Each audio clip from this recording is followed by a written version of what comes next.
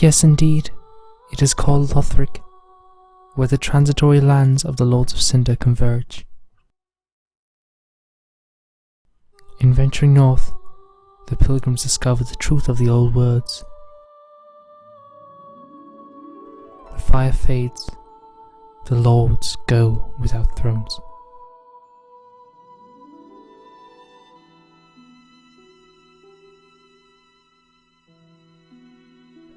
When the link of fire is threatened, the bell tolls, unearthing the Lords of Cinder from their graves.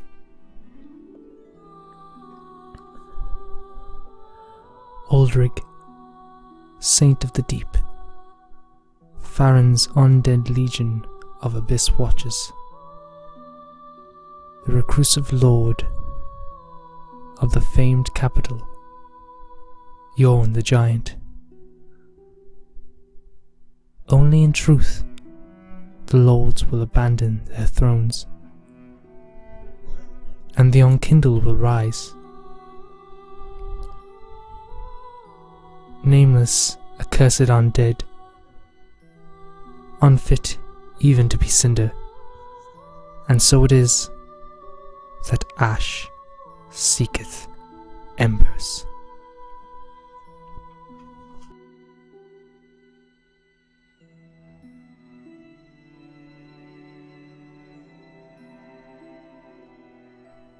So today, we saw the release of the Dark Souls 3 opening cinematic trailer. And honestly, they have shown a lot more than they have in those screenshots that came out in Famitsu magazine, and way more that has been shown in any other trailer that's come out so far. I've learned more from this trailer about the lore of the game than I have from playing the beta last year.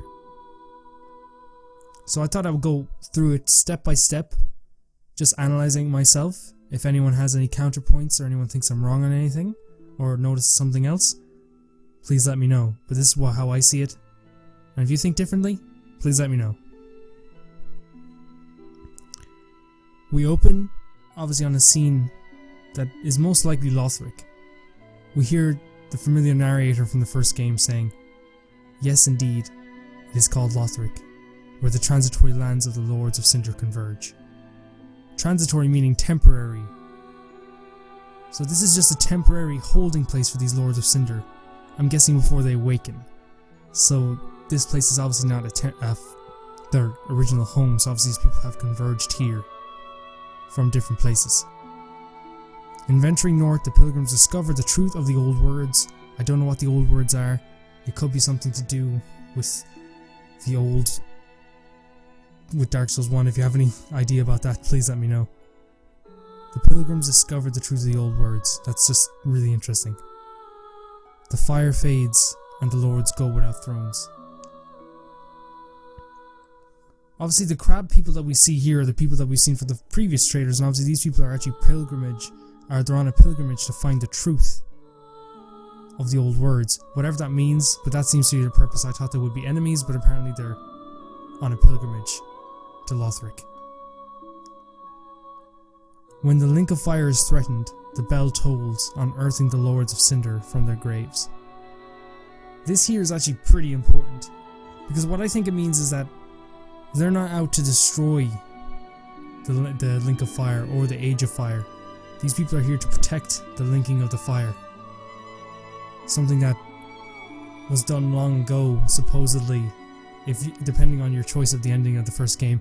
This was done long ago, hundreds of years ago by the look of this. So obviously these three Lords of Cinder have been sent here to protect the link of fire. The bell tolls, unearthing the Lords of Cinder from their graves. Aldrig, Saint of the Deep.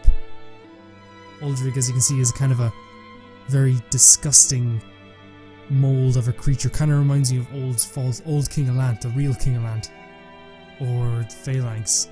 It's really disgusting. I don't know what area this will be, so I'm assuming it's going to be something like the catacombs from the first game, but obviously not exactly like, because Miyazaki is very good at making places look a little bit different to each other.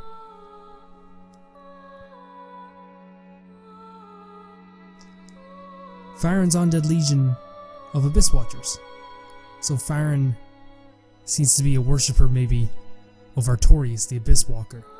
Or maybe someone who has seen legends of the person who destroyed the Abyss, which, as we found out a little bit ago, it wasn't Artorias who actually quelled the Abyss. It was us, the supposed chosen undead.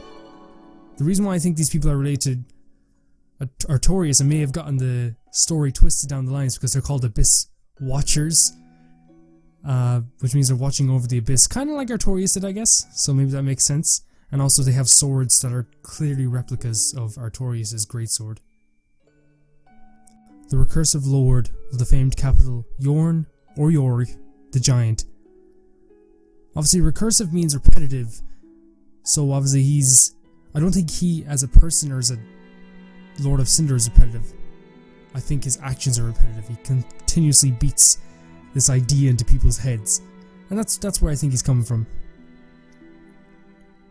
Only in truth, the lords will abandon their thrones, and the unkindled will rise. Is the unkindled the new chosen undead? Is that what the legend is? The unkindled will rise, when in truth the lords will abandon their thrones. Nameless, accursed undead, unfit to even be cinder. And so it is that ash seeketh embers.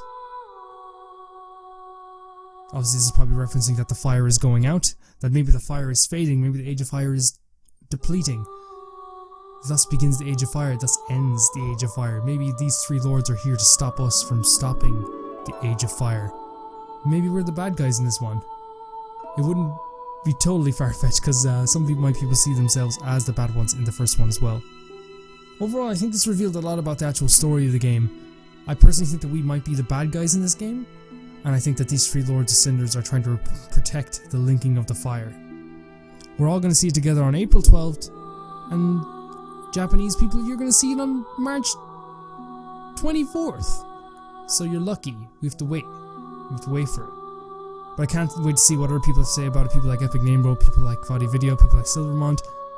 This is my first time doing anything like this. I hope you enjoyed the video. If you did, you can leave a like if you want. You don't have to. This was my trailer analysis. It's short. It's kinda sweet. Thank you for watching.